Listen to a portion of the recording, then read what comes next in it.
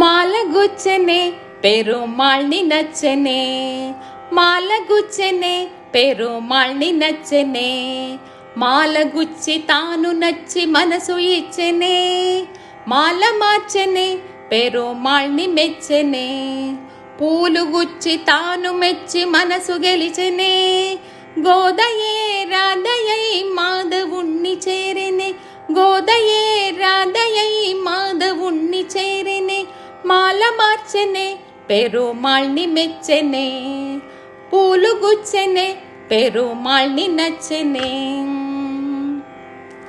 తులసి వనమట నీ జన్మస్థలమట, తులసి వనమట నీ జన్మస్థలమట, ఆ సీతలాగే నీవు అయోనిజవట, రంగ విభుడట శృంగార సకుడట, రంగ విభుడట శృంగార సకుడట, శేషసాయి వై శ్రీరంగమంద వెలసెగా, ఆడి పాడి చూడి కుడుత కోరి నిన్ను వలచెగా, ఆడి పాడి చూడి కుడుత కోరి నిన్ను వలచెగా, మాల మార్చెనే పెరుమాళ్ళని మెచ్చెనే, మాల గుచ్చెనే పెరుమాళ్ళని నచ్చెనే. తిరుప్పావట తీయనైన పదమట, తిరుప్పావట తీయనైన పదమట, పదము పదము దండ కూర్చి కృష్ణగళము చేర్చగా, మూడు పదులట అవి పాసురములట, మూడు పదులట అవి పాసురములట, మార్గళీ వ్రతమనే మార్గమొకటి నేర్పగా, ఆండాళ్ నిన్ను చేరి ఆళ్వారై విరిసెగా, ఆండాళ్ నిన్ను చేరి ఆళ్వారై విరిసెగా, మాల మార్చెనే పెరుమాళ్ళని మెచ్చెనే, మాల గుచ్చెనే పెరుమాళ్ళని నచ్చెనే, గోదా మాల గుచ్చెనే పెరుమాళ్ళని నచ్చెనే, మాల మార్చెనే పెరుమాళ్ళని మెచ్చెనే, పెరుమాళ్ళని మెచ్చెనే, పెరుమాళ్ళని మెచ్చెనే. జై శ్రీమన్నారాయణ. అడియన్ గురించి చిన్న పరిచయం అండి. ఈరోజు మీ అందరితో తిరుప్పావ యొక్క వైభవాన్ని సంక్షిప్తంగా ఇచ్చిన కాల వ్యవధిలో నేను మీతో ముచ్చటించుకునే భాగ్యాన్ని మా వదిన గారు రత్నమంజరి గారు నాకు సమయాన్ని కేటాయించారండి. ఆ యొక్క సమయంలో ఇంత విషయాన్ని సంక్షిప్తంగా చెప్పడం అంటే దాసరాలకి సాహసమే అవుతుంది. ఇది కేవలం దాసరాల యొక్క గొప్పతనం కాదండి. మేము 18 మంది సమూహంతో గోష్ఠిగా శ్రీ శ్రీ త్రిదండి అష్టాశ్రీ సంపత్ కుమార రామానుజీయర్ స్వామి యొక్క పర్యవేక్షణలో వారి యొక్క అనుగ్రహ భాషణం ద్వారా వారి యొక్క శ్రీముఖంగా అందరం కలిసి వారి చెంతన ఉండి వారి శ్రీ సూక్తుల ద్వారా మేము భగవత్ విషయం అనే ప్రబంధాన్ని సేవించామండి. ఇది శ్రీ వైష్ణవ సాంప్రదాయంలో ఈ భగవత్ విషయం అనే ఒక ప్రబంధము మాస్టర్స్ చేసినట్టు అన్నమాట. అంత గొప్ప విలక్షణమైనది ఇది. ఆచార్యుల శ్రీముఖంగా వారి చెంత ఉండి వారి యొక్క శ్రీ సూక్తులు విని నేర్చుకోవడం అభ్యసించడం అనేది చాలా గొప్ప విషయం అండి. అది ఎంతో పూర్వజన్మ సుకృతం ఉంటే కానీ ఈ యొక్క ప్రబంధాన్ని మనం చేత పట్టుకోవాలన్నా కూడా సాధ్యం కాదు. అలాంటిది దాసరాలకి ఇలాంటి భాగ్యము కలిగించినందుకు పెద్దల యొక్క ఆశీస్సులు, ఆచార్యుల మంగళాశాసనంతో మాత్రమే ఇది సాధ్యమవుతుందండి. మనము ముందు ఒకసారి అనుకున్నాం, పరమాత్మ 5 స్థానాల్లో వేయించేసి ఉంటారు అంజూకై పట్టెని మనం చెప్పుకున్నాం కదా. మరి కనిపించని స్వరూపమే ఆచార్యులు అంటారు. అంటే మనకి ఇక్కడ పరమాత్మ మనకి ప్రత్యక్షంగా కనిపించకపోయినా ఆచార్యుల రూపకంగా వారు మనకి ఇక్కడ ప్రత్యక్షమయ్యి వారి యొక్క అనుగ్రహ భాషణ ద్వారా పొందిన ఈ ప్రబంధ విషయ వైభవం అనేది మా అడియన్ సంవత్సర కాలం పాటు రోజుకి 6 గంటలు స్వామిగారు మాకు ఈ క్లాసెస్ని జరిపారండి. అంటే ఇక్కడ 2018 ఫిబ్రవరి 7వ తారీఖు నుండి 2019 ఫిబ్రవరి 10వ తారీఖు వరకు ఈ క్లాసెస్ నిర్వహించారు.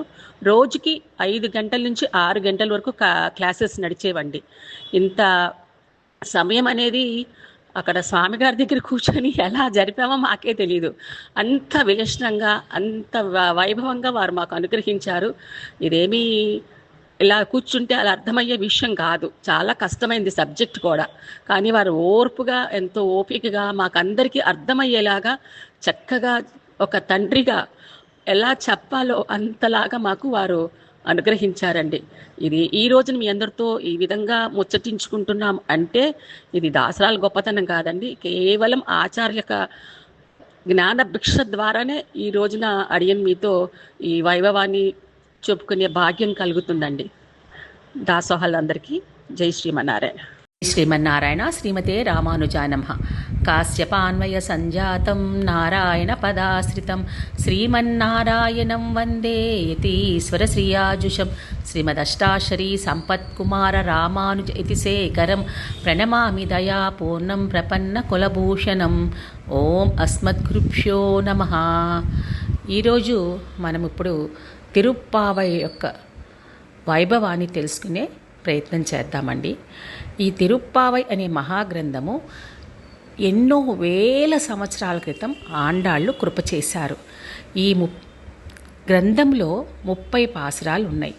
ఈ 30 పాసురాలు మనకి ఏమి తెలుపుతున్నాయి అంటే ఆ విషయ వైభవాన్ని మనం ముందు తెలుసుకునే ప్రయత్నం చేద్దాం. దీన్ని మనకి 3 రకాలుగా చెప్తారు. అంటే మనకి మొదట ఫస్ట్ నుంచి 5 పాసురాలు ఆండాళ్ళు మనకి ఈ తిరుప్పావై గ్రంథం యొక్క పునాది తెలుపుతుందని అంటున్నారు. అంటే ఈ 5 పాసురాలు పరమాత్మ యొక్క స్థానాన్ని వివరిస్తున్నారు. అంజువకై పట్టి అని అంటారు. పరమాత్మ వేంచేసి ఉన్న స్థానాలు 5, 1, 2, 3, 4, 5 ఈ పాసురాలు పరమాత్మ యొక్క స్థాన వైభవాన్ని తెలుపుతున్నారంటే పర, వ్యూహ, విభవ, అంతర్యామి, అష్టావతారాలు. మరి ఈ 5 స్థానాలు కదా పరమాత్మ యొక్క వైభవాన్ని తెలిపేవి. అందుకు దీన్ని ఈ తిరుప్పావై గ్రంథానికి పునాది వంటివి ఈ పాసురాలని చెప్తున్నారు. 6 నుంచి 15 పాసురాల వరకు మనము ఏదైనా ఒక పని మొదలు పెట్టామనుకోండి, అన్నీ మనకి తెలుస్తాయా? తెలవవు కదా.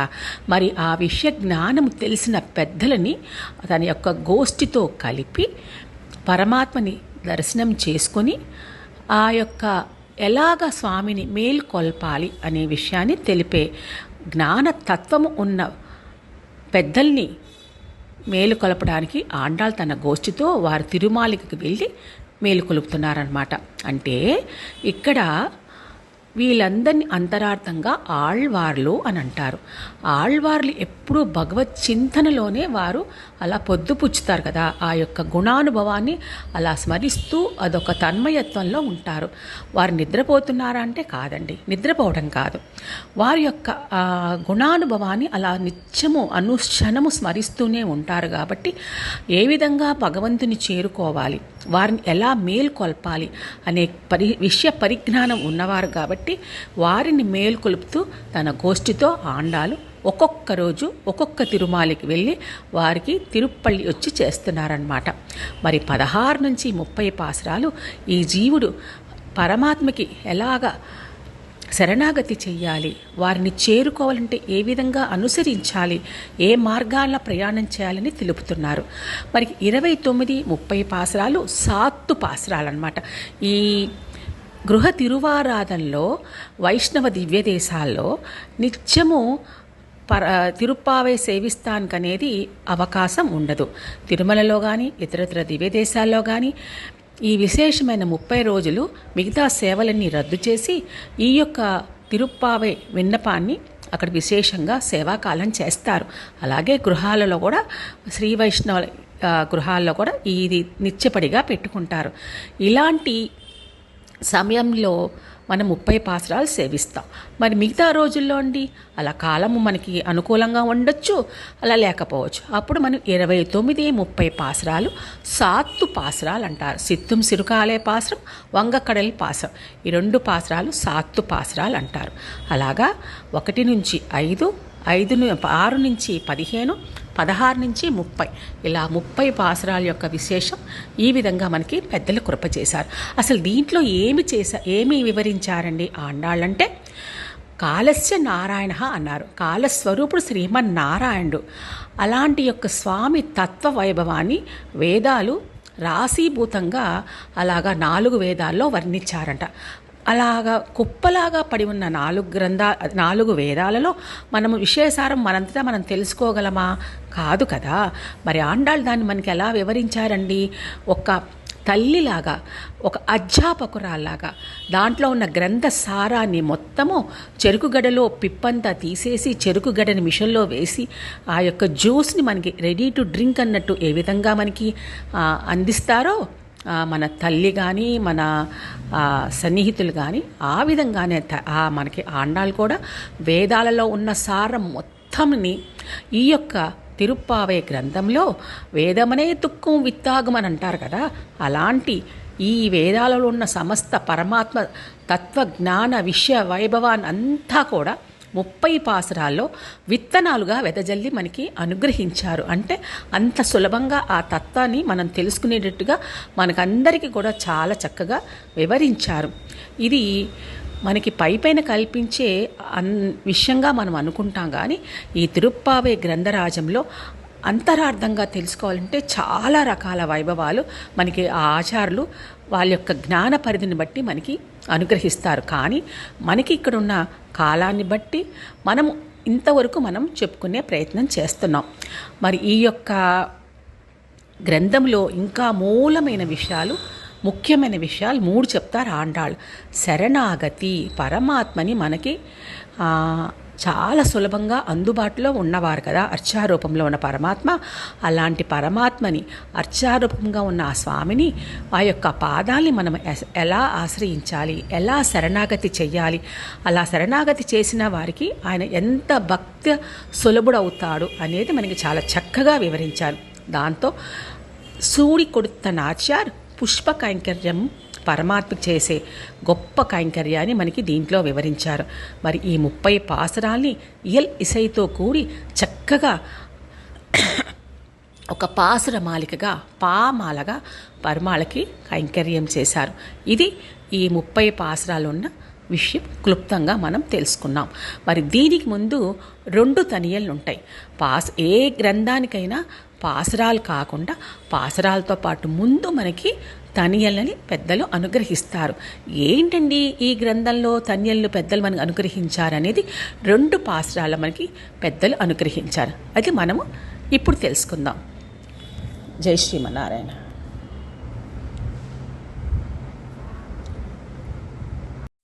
ఓం అస్మద్గురుభ్యో నమః. శ్రీమతే రామానుజాయ నమః.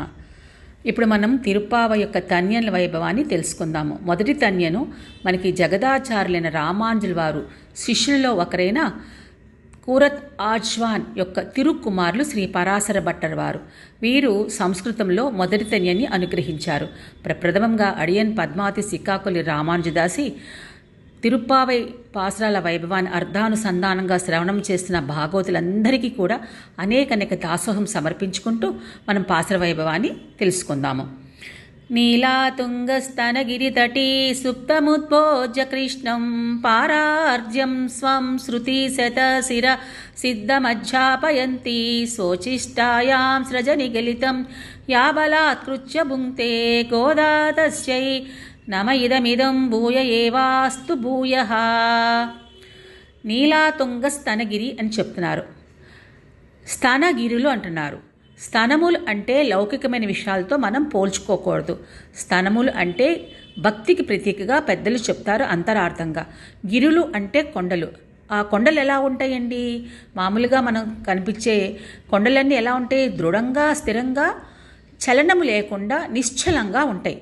అంటే ఎవరి హృదయాల్లో అయితే పరమాత్మ యందు దృఢమైన భక్తి విశ్వాసాలు కూడి ఉంటాయో అలాంటి వారి హృదయంలో పరమాత్మ అలాగా హాయిగా శయనించి ఉంటారు, వేంచేసి ఉంటారని మనకి చెప్తున్నారు.